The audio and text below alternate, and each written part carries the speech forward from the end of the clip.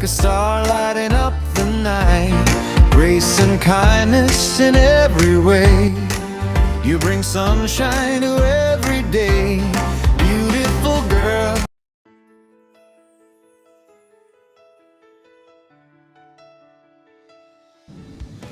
Hi everyone! Good morning po sa ating lahat, everybody! So, magandang buhay po. For today's video guys, gusto ko lang pong ipakita yung aking view dito sa aking ngayon, sa aking kinaroroonan po, sa aking working place. And ayan yung sa harap namin. So, ngayon po, medyo medyo ang tawag dito, medyo umaraw-araw na siya. So, naisipan ko pong maglinis ng aming bintana kasi I think almost 2 weeks na rin pong hindi ako naglilinis kasi nga po, super maulan din. So, ipapakita ko lang po muna yung view dyan sa aming ngayon, sa aming harapan, sa aming balcony. So, ayan yung view guys. And kitang-kita mo talaga yung kagandahan ng view dyan sa amin. So, nakaka-relax din talaga siya. And ayun, samahan niyo po ako sa aking mini vlog, or should we say basta yun na yun, mini vlog ni Bernice, ang kunyang ng Hong Kong guys. So ayan, ayan yung view natin sa harapan guys. So samahan niyo po ako sa aking mga kaganapan for today's video.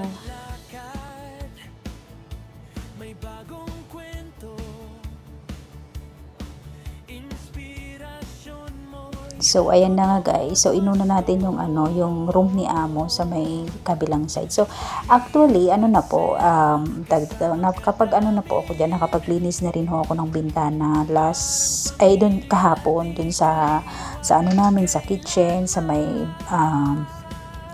washing area namin, sa room ko, syempre sa study room, and then sa namin, sa kitchen, and then sa sala. So ayan, tapos na rin po. So ayan lang yung ginagawa ko guys. Tumuntong lang po ako sa sa lamesa ni Amo kasi hindi ko po talaga siya maabot. So ganyan lang po ako, the way how I English yun. Ganyan po ako mag-unlinis. So, sa mga na naman dyan, na may cycling po ako dyan. 5 cycling po yung suot ko dyan. Kaya hindi nyo ho makikita dyan yung hindi nyo po dyan makikita yung tag dito, yung pandesal. So, wala kayong makikitang pandesal dyan guys. Kasi yan, tiklop na tiklop or tagong-tago yan guys. Akala nyo lang meron pero wala. So, ayan lang guys. Super daldal ko. So, ayan. Ganyan yung daw. So, ayan yung room ni Amo. So, ayan. Ang ginagawa ko lang siya guys is yun. Siyempre, binabasa ko muna yung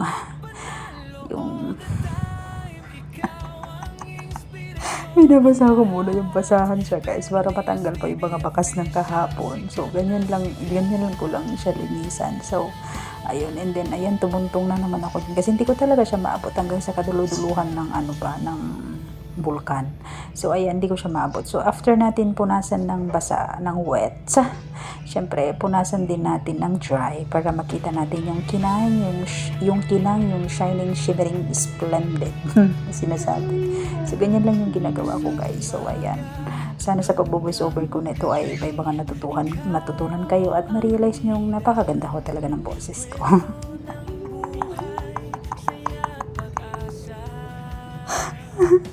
So, ganyan lang. So,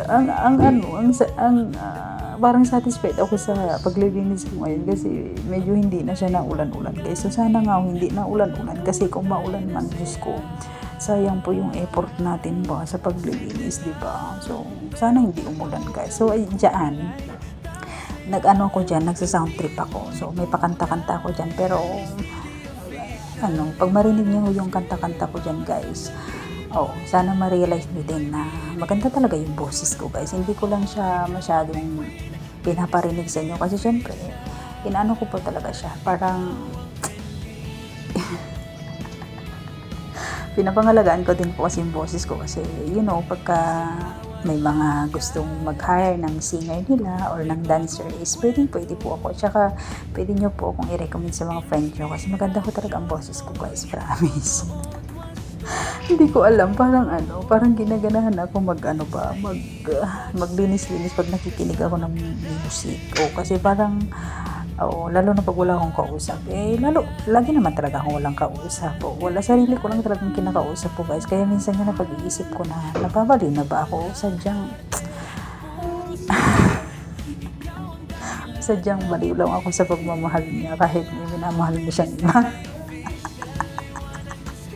Pahala kayo dito. So, hindi. Tsaka alam niyo ba, yung mga pinapakinggan ko mga kanta dyan is mga hugot song talaga siya. Hindi ko alam, nakakahiligan ko talaga siya guys yung hugot song. Pero hindi naman ako broken. Happy naman po ako. Hindi ko alam. Basta parang nagsisenti-senti lang ako sa mga lyrics ng kanta. Ano daw? Anong kinalaman ng kanta sa tawa? Sa Bintana Bernice? Bahala kayo dyan. Basta makinig lang kayo sa boses ko. Wala din kasi akong masabi kasi medyo mahaba-haba din yung video na ito guys. So, huwag kayong mag-i-skip ng ads sa mga manonood kasi malaking tulong ho yan para ho sa ekonomiya ni Bernice guys. So, kahit pambili lang ho ng ng garter ng pante, makakaipon na ho ako. Kaya huwag ho kayo mag-skip na ads ha. Mahaba man po yan or hindi siya masyadong mahaba man po yan or maiksi. Huwag po tayo mag-skip ng ads guys. So, yun na ho yung yun sa akin yung tulong niya huno sa akin kasi mahirap lang po ang buhay ko guys. So sa YT lang po ako maasa guys ng kinabubuhay ko sa sa 10 kong anak tapos sa 10 kong asawa guys. Kaya maawa na kayo sa akin. May mga binubuhay po akong anak at mga asawa. Kaya sana huwag kayo mag-skip ng ads everybody. Ang dami ko na namang daldal, Diyos ko lang. So, yan lang yung ginagawa. Parang patapos na ako dyan. Ayan. And then, binuksan natin yung mahiwagang banyo ni Amo. So, ayan lang yung banyo, yung ni Amo, guys.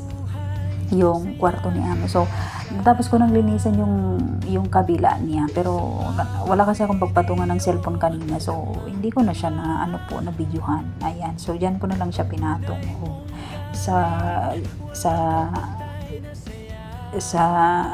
banda kung saan may papatungan guys. So ayan, tapos na ako dyan. So lipat tayo dun sa kwarto ng bata. Opo, sa kwarto ko ng bata, doon po tayo sa kabila.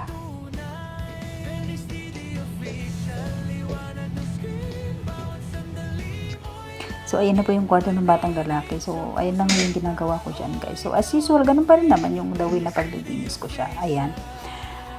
Gusto ko lang mag-thank you kay Amo din kasi si Amo kasi siguro isa na ako sa pinakaswerteng OFW dito sa katulong dito sa Hong Kong, sa ibang bansa. Siguro siguro isa ako sa pinakamaswerte sa amo ko ngayon. Kasi yung amo ko kasi guys, teacher siya. So, hindi ako nahihirapan talaga pakisamahan siya kasi mabait naman siya. Although may mga side din siya na minsan nasumpong ba. Di naman wawawala yung pagiging sumpong, diba? So, ayun. And then, dadalawa lang din kami dito. Maluwang yung bahay namin talaga. And it's yung parang measurement niya ata ng bahay nila is 2.2 if I'm not mistaken. So, ang nahihirapan lang talaga ako dito talaga is yung sa paglilinis kasi need mo talagang linisin ito araw-araw kasi isang araw ko lang talaga hindi maglinis dito guys. May mga likabok na. Ewan ko kung saan pumapasok kasi nakasara man minsan yung mga bintana namin. Siguro sa mga exhaust fan din siya pumapasok. So, ayun. So, pero hindi ko naman siya totally pinupulido everyday. Meron lang talaga yung araw na talagang napupulon. Pulido ko lang talaga siya linis. And ayun, si Amo naman, hindi niya ako ina-allowed maglinis ng bintana talaga kasi, diba, dito nga kasi ang dami mga cases ng naglilinis ng bintana mga katulong tapos nalalaglag sila, dun sila nadidisgrasya, namamatay. So ako naman kasi, nag-iingat din naman ako. Gaya ng pag-iingat ko sa kanya kahit na may iniingatan na siyang iba.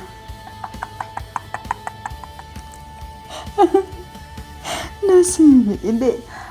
Kasi ito kasing bintana namin talaga is mahirap din siyang i-reach dun sa pinakalabas talaga din talaga. So, kailangan mo talaga ng effort mo or kailangan mo din talaga ng diskartihan kung paano mo ito sa talaga linisan sa labas. So, kasi Hindi naman kasi madumi dito sa may bandang loob ng bintana. So, sa labas lang talaga siya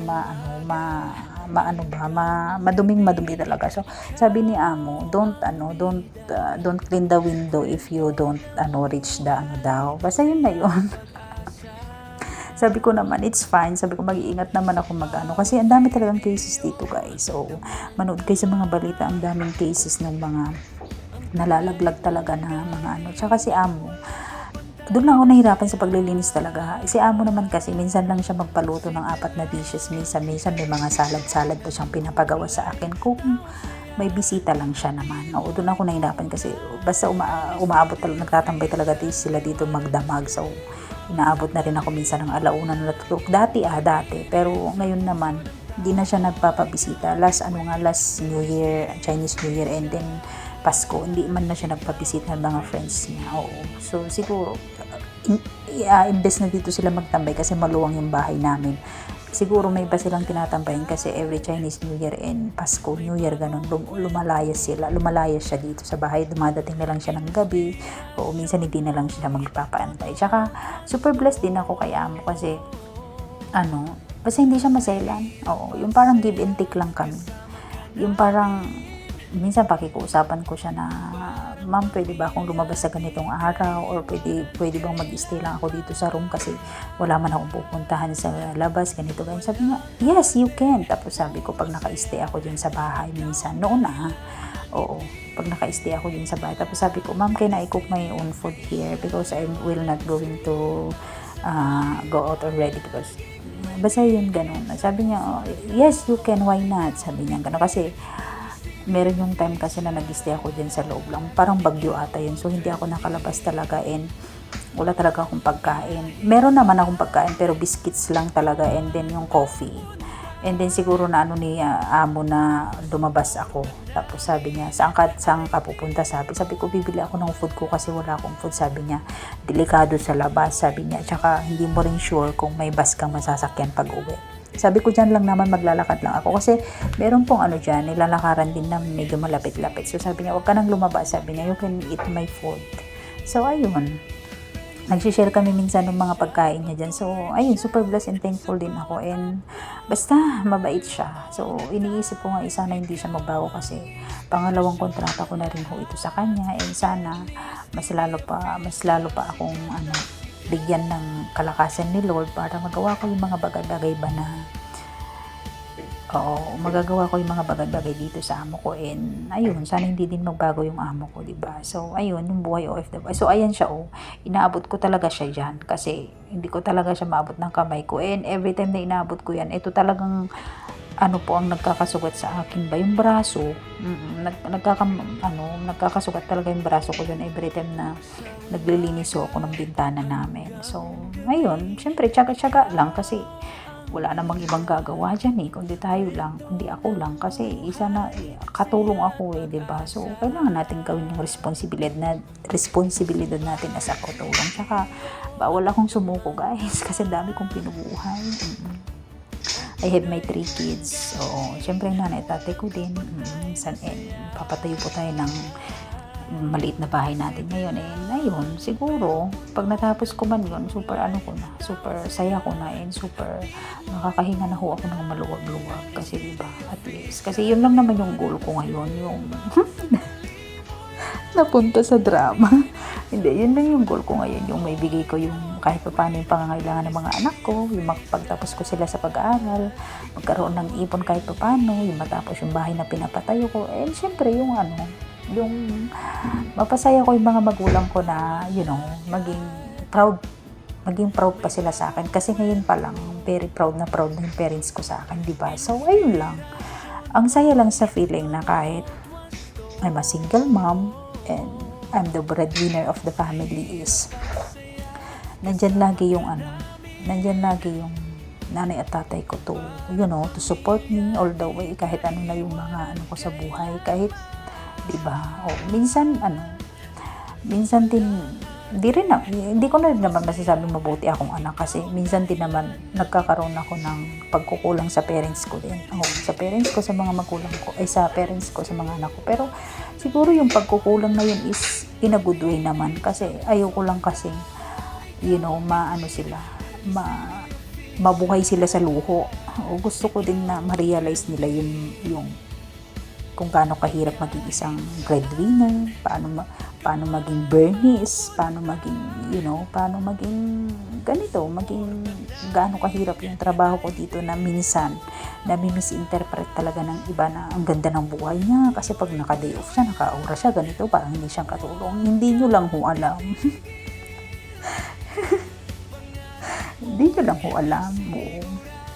Sobrang nagtitipid po ako. Sobrang matipirin ko po talaga sa sarili ko, lalo na sa sarili ko, pero hindi ko naman tinitipid yung sa family ko talaga. So, thank God, kasi binigyan ako ng, di man po ako pinalad sa pag-ibig, diba? At least, pinalad ako na nagkaroon ako ng 3 anak na ngayon ay isa sa mga inspiration ko kung bakit ako nagsusumikap, kung bakit ako nagiging matatag everyday, kung bakit ako lumalaban pa rin sa hamon ng buhay kahit super hirap. And yung tinitiis ko kahit miss na miss ko na sila minsan. Nagsisenti ako, umiyak ako na sabi ko kay Lord, hanggang kailan ko hindi makakasama yung mga anak ko, hanggang kailan ako magiging katulong. So yun yung lagi kong pinagdadasal kay Lord na sana maging malakas pa ako lagi or bigyan pa niya ako ng lakas everyday, diba? Para, magampanan ko yung mga ano ko sa life, magampanan ko yung pangangailangan or basta magampanan ko yung trabaho ko bilang isang ina, bilang isang breadwinner, diba? So, ayun. Napadami na naman tayo ng nagbigay ng hinanakit, hindi naman hinahanak, hinanaing lang yan. Kasi, ang alam kasi ng ibang tao, guys, wala akong problema. Mali po kayo. Marami din po akong problema. Tinatawa ko lang din po minsan kasi pag iniiyak ko or baka mabaliw ako, baka wala nang Bernice na luka-luka ngayon na naririnig niyo or napapanood niyo sa mga social medias niyo, diba? So, ayun. Payo ko lang din sa mga breadwinners na katulad ko, sa mga single mom, sa mga OFW, laban lang po. Fight, basta lumalaban tayo ng patas sa buhay. Yes, and yun, mananatili tayo mapagkumbaba, mananatili tayo nasa baba at huwag tayo mang-apak ng kapwa natin tao, diba? And ayun, lagi lang din tayo magpipray kay God na, lagi lang tayo magpipray, magpapasalamat kay God sa lahat ng mga kabutihang nagagawa niya sa atin everyday. Yun lang, and ayun. Doon lang tayo mag-focus sa mga nakaka-good vibes sa atin, and doon tayo mag-focus or mahalin natin yung mga taong andyan lagi na nakasupport sa atin, nagmamahal sa atin, na naiintindihan tayo sa anumang sa anumang ginagawa natin sa life, diba? I-ignore natin yung negativity. Yes, i-ignore natin yung negativity and yung ignore natin yung mga negative na mga peoples na nakapaligid sa atin, di ba? So, ang saya lang mabuhay ng walang inaapakang tao. Ang sarap sa pakiramdam na nabubuhay ka or masaya ka na wala kang inaapakang tao. So, ayun lang, di ba, guys? So, ayun. Thank you po sa inyong mga panonood, naway nagustuhan niyo po ang aking video ngayon kahit na marami akong dada here. Salamat po ulit sa inyong panonood, guys. So, yun, God bless us all, everybody. Love, and mabuhay po tayong lahat.